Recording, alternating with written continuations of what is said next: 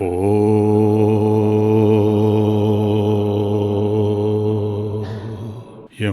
బ్రహ్మా వరుణీంద్రరుద్రమరుతః స్తున్వంతి దివ్యైస్తవైః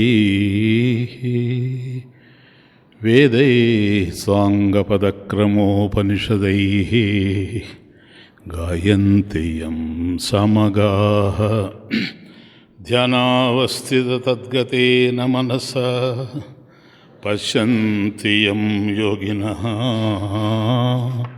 యస్యాంతం న విదుః సురాసురగణాః దేవాయ తస్మై నమః. ఓం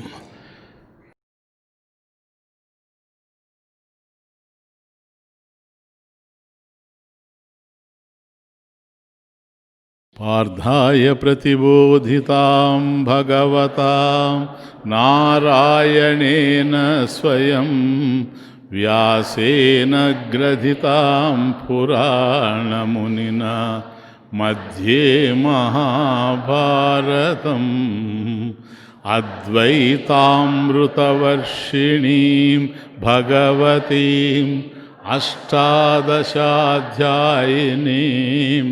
అంబ త్వామనుసందధామి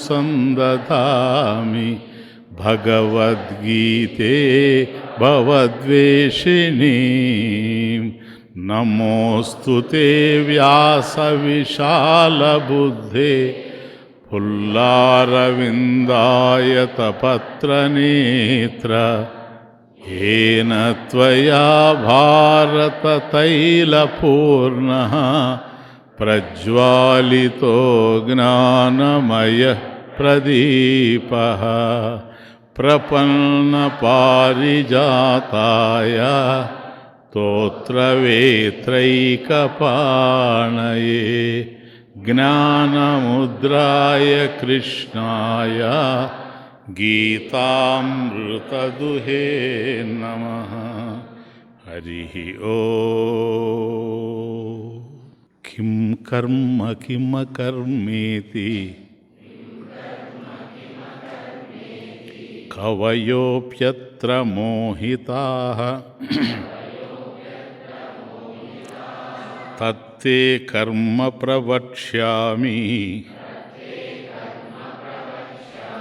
యజ్ఞాత్వా మోక్షసే శుభాత్. కర్మణో హ్యపి బోద్ధవ్యం బోద్ధవ్యం చ వికర్మణః అకర్మణశ్చ బోద్ధవ్యం గహనా కర్మణో గతిః.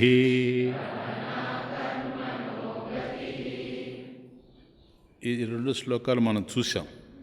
కాకపోతే ఇవి మళ్ళీ ఒక్కసారి మననం చేసుకోండి, నెమరు వేసుకోండి. ఎందుకంటే ఈరోజు శ్లోకానికి అది కనెక్షన్. కిం కర్మ కిం అకర్మ ఇది కవయోపి అత్ర మోహితాః.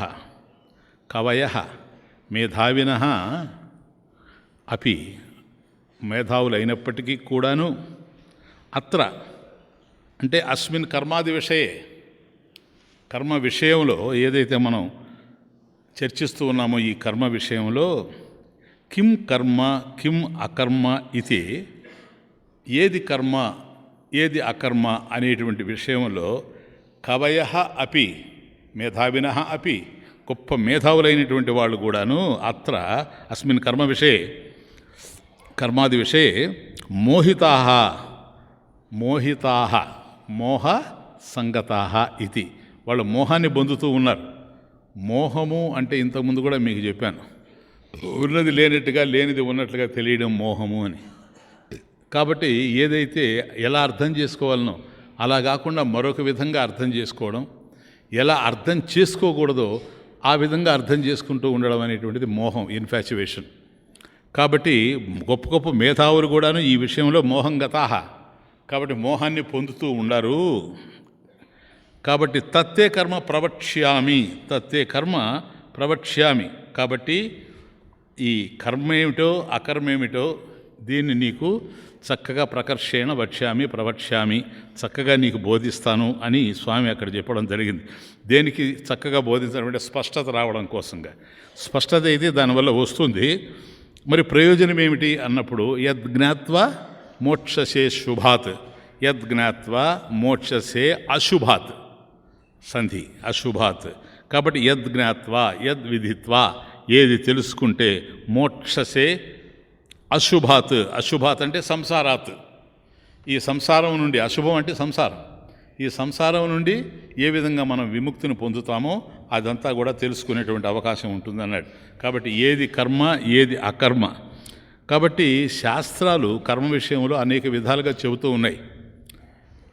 అట్లాగే ఇతరులు మనకు ఎవరైతే బోధిస్తున్నారో ఆ బోధించేవాళ్ళు కూడాను బుద్ధి భేదం చేత, విషయం ఒకటే అయినా వాళ్ళ బుద్ధి భేదం చేత అనేక విధాలుగా మనకు వీళ్ళు చెబుతూ ఉండడం కూడా, బోధిస్తూ ఉండడం కూడా జరుగుతూ ఉంది. కాబట్టి ఇటువంటి పరిస్థితుల్లో కర్మను అకర్మగా, నాకు జాగ్రత్తగా వినండి ఈరోజు, కర్మను అకర్మగా, అకర్మను కర్మగా, ఏదైతే కర్మ ఉందో దాన్ని అకర్మగా చూడడం, ఏదైతే అకర్మగా ఉందో తూష్ణీం భావ దాన్ని కర్మగా చూడడం అనేటువంటి ప్రమాదం జరిగిపోతూ ఉంది. అందుచేతనే కవయోప్యత్ర మోహితాహ, బాగా మేధావులైనటువంటి వాళ్ళు కూడా ఈ విషయంలో మోహాన్ని పొందుతూ ఉన్నారు. కాబట్టి కర్మణః అపి బోద్ధవ్యం, నెక్స్ట్ శ్లోక, బోద్ధవ్యంచ వికర్మణః అకర్మణశ్చ బోద్ధవ్యం గహన కర్మణో గతి. కాబట్టి అసలు కర్మణః అపి బోద్ధవ్యం, బోద్ధవ్యం ఇక్కడ తెలియదగింది అర్థం. కాబట్టి ఏం తెలుసుకోవాలి? కర్మణః, కర్మణః అంటే ఏంటి? శాస్త్ర విహితస్య కర్మణః, శాస్త్రం ఏదైతే ప్రతిపాదిస్తూ ఉందో అటువంటి కర్మని బోద్ధవ్యం తెలుసుకోవాలి. బోద్ధవ్యంచ వికర్మణః, వికర్మణః అంటే శాస్త్ర ప్రతిషిద్ధస్య వికర్మణః బోద్ధవ్యం, అంటే శాస్త్రం ఏదైతే నిషేధిస్తూ ఉందో అటువంటి దాన్ని వికర్మ అని తెలుసుకున్నాం. కాబట్టి అకర్మణశ్చ బోద్ధవ్యం, అకర్మణశ్చ అంటే కర్మ వికర్మ తెలిసింది. శాస్త్రం ప్రతిపాదించేటువంటిది కర్మ, శాస్త్రం నిషేధించేటువంటిది వికర్మ. అట్లా కాకుండా అకర్మ అంటే తూష్ణీం భావస్య బోద్ధవ్యం. కాబట్టి ఏది చేయకుండా ఉండడం అనేటువంటిది అకర్మ, యాక్షన్లెస్నెస్. ఇది కూడా తెలుసుకోవాల్సిన అవసరం ఉంది. ఎందుకంటే గహన కర్మణో గతి, కర్మణో గతి అంటే కర్మణః గతి, గహన అంటే దాన్ని తెలుసుకోవడం మహా కష్టమైనటువంటి విషయం, విషమా దుర్జ్ఞాన, తెలుసుకోవడం అంత తేలికైనటువంటిది కాదు. కాబట్టి యథాతత్వం బోద్ధవ్యం, ఇది తెలుసుకోవాలి. ఎట్లా తెలుసుకోవాలంటే యథాతత్వం ఉన్నట్లుగా దాన్ని తెలుసుకోవాల్సినటువంటి అవసరం ఉంది. కాబట్టి ఏది కర్మ ఏది అకర్మ, కర్మని అకర్మగా ఎందుకు చూస్తున్నాం, అకర్మని కర్మగా ఎందుకు చూస్తున్నాం, ఇక్కడే మోహింపబడడం జరుగుతూ ఉంది. కర్మను అకర్మగా అకర్మను కర్మగా, ఇది ఎందుకు చూస్తున్నాం అనేటువంటి విషయంలో క్లారిటీ, స్పష్టత తర్వాత వస్తూ ఉంది. శ్లోక నంబర్ 18. కర్మణ్యకర్మయః పశ్యేత్ అకర్మణి చ కర్మయః సబుద్ధిమాన్ మనుష్యేషు సయుక్తః కృత్స్న కర్మకృత్.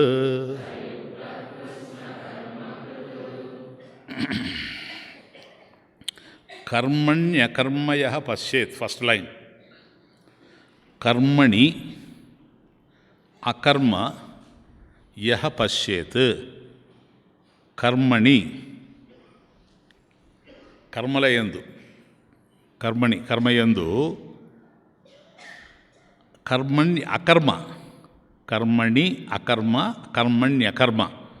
కాబట్టి కర్మణి అకర్మ, అకర్మ అంటే కర్మ అభావ, కర్మ అభావం ఏదైతే ఉందో యహ పశ్చేత్, ఎవడైతే చూస్తూ ఉన్నాడో. అకర్మ అంటే కర్మ అభావం, కర్మ లేకుండా పోవడం.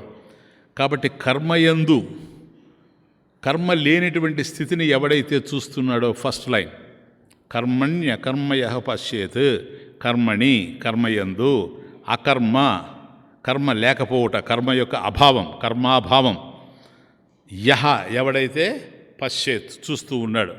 కాబట్టి కర్మయందు అకర్మని ఎవడైతే చూస్తూ ఉన్నాడో, అలాగే అకర్మణిచ కర్మయ, అకర్మణిచ అంటే కర్మ అభావే, అకర్మ కర్మ ఎక్కడైతే లేదో కర్మ అభావే కర్మ యహ పశ్యత్, అది అన్వయం చేసుకోవాలి. పశ్యత్ అనే దాన్ని కిందకి పైకి అన్వయం చేసుకోవడమే. కర్మణి అకర్మయ పశ్యేత్, అకర్మణిచ కర్మయ, కర్మణి కర్మయందు, అకర్మ కర్మ అభావం, యహ ఎవడైతే పశ్యేత్ చూస్తూ ఉన్నాడో, అకర్మణిచ అంటే కర్మ అభావే, కర్మ లేనిటువంటి చోట, అకర్మణిచ కర్మ యహ పశ్యత్. కాబట్టి కర్మ ఉండేటువంటి చోట అకర్మని ఎవడైతే చూస్తూ ఉన్నాడో, నంబర్ 1 కర్మణి అకర్మ యహ పశ్యేత్, ఫస్ట్ లైన్. అకర్మణిచ కర్మయ, అట్లాగే అకర్మ ఎక్కడైతే కర్మ లేకుండా ఉందో అక్కడ ఎవడైతే కర్మను చూస్తూ ఉన్నాడో, సబుద్ధిమాన్ మనుష్యేషు, మనుష్యేషు మానవులందరిలో కూడాను సహ బుద్ధిమాన్, బుద్ధిమాన్ జ్ఞానవాన్, వాడు జ్ఞానవంతుడు. కర్మయందు ఎవడైతే అకర్మను చూస్తూ ఉన్నాడో, అకర్మయందు కర్మను ఎవడైతే చూస్తూ ఉన్నాడో వాడు స బుద్ధిమాన్, వాడు జ్ఞానవంతుడు. స యుక్త, యుక్త యోగి, వాడే యోగి. జ్ఞానవంతుడు వాడే, యోగి కూడా వాడే. తరువాత కృత్స్న కర్మకృత్, కృత్స్న, కృత్స్న అంటే సమస్త, కృత్స్న కర్మకృత్, కృత్స్న కర్మకృత్, కృత్స్న సమస్త, కర్మ కృత్, కృత్ అంటే చేసినవాడు అని అర్థం. కృత్స్న కర్మకృత్ సమస్త కర్మల్ని చేసినవాడు అని అర్థం. ఇది ఒక్కసారి శ్లోకం బాగా అర్థం చేసుకోండి. ఆయన కర్మణి అకర్మయ పశ్యేత్, కర్మయందు ఎవడైతే అకర్మను చూస్తూ ఉంటాడో, అకర్మణిచ కర్మయ, అకర్మయందు ఎవడైతే కర్మను చూస్తూ ఉంటాడో, స బుద్ధిమాన్ మనుష్యేషు, మనుష్యులలో వాడే జ్ఞానవంతుడు. స యుక్త వాడే యోగి. కృత్స్న కర్మకృత్ సమస్త కర్మకృత్ ఇది శ్లోకం. అంటే కర్మల విషయంలో మనమంతా కూడాను విపరీతంగా వ్యవహరిస్తూ ఉంటాం. కర్మలు అనేటువంటివి కొత్తవి కాదు, కానీ మన వ్యవహారం కొత్తది. కర్మల్ని అర్థం చేసుకునేటువంటి పద్ధతి గొప్పది, విచిత్రంగా ఉంటుంది. కాబట్టి ఈ కర్మాకర్మల విషయంలో జీవులు విపరీతంగా అర్థం చేసుకుంటూ ఉంటారు. ఉదాహరణకి కర్మ అకర్మ అంటాడు. కర్మ ఎక్కడుంది, అకర్మ ఎక్కడుంది అనేది చూడాలి. బాగా అర్థం చేసుకుంటే అనాత్మ ఆత్మ ఈ రెండు ఉండేటప్పుడు ఆత్మ ఏదైతే ఉందో అందులో కర్మ లేదు. అవునా? ఆత్మలో కర్మ ఉంది. ఎందుకంటే అది సర్వవ్యాపకత్వం, సర్వత్రా ఉండేటువంటిది, అఖండ స్వరూపం. అఖండ స్వరూపంలో చలనం ఉండేందుకు అవకాశం లేదు. చలనాత్మకం కర్మ. ఎక్కడైతే కదిలిక ఉంటుందో అది దాన్ని కర్మ అంటాం. కాబట్టి అనంతమైనటువంటి ఆత్మస్వరూపంలో ఏ విధమైనటువంటి కర్మ ఉండేందుకు అవకాశం లేదు. ఎందుకంటే అది నిష్క్రియం. పాయింట్ ఏంటంటే దానికి మనకు హేతు ఎందుకని కర్మ లేదు, నిష్క్రియం. ఆత్మ నిష్క్రియం గనక. ఎందుకు నిష్క్రియం? అఖండం అంటే అనంతం. అనంతమైనటువంటి ఆత్మ యందు కర్మ జరిగేందుకు అవకాశం లేనే లేదు. కానీ తమాష ఏంటంటే ఆత్మయందు కర్మ జరిగేటువంటి అవకాశమే లేకపోయినా ఆత్మయందు కర్మను చూస్తారు. అది విషయం. ఇప్పుడు అంటాడు చూడు, అహం కర్త, అహం భోక్త. ఆ అహం కర్త ఎవరు? అహం దేనిని ఉద్దేశించి మాట్లాడుతున్నాం మనం? అహం అనేటువంటిది అహం స్వరూప. నీవు ఏదైతే అహం నేను అని ఎట్లా అంటున్నావు, ఇలా నీకు అత్యంత సన్నిహితంగా ఉండేది అయమాత్మ. ఈ ఆత్మ ఏదైతే ఉందో దీని యందు కర్మ లేదు, కానీ నేను కర్త అంటున్నావు. కర్త ఎక్కడైతే ఉంటాడో కర్మ అక్కడ ఉంది అని అర్థం.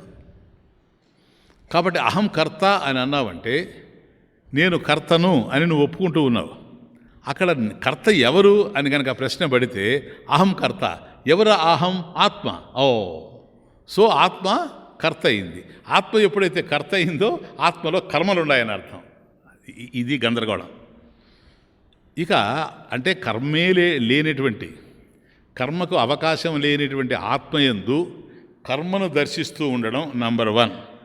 అయితే కర్మ ఎక్కడైతే జరుగుతూ ఉందో అక్కడ అకర్మలు దర్శిస్తూ పోవడం.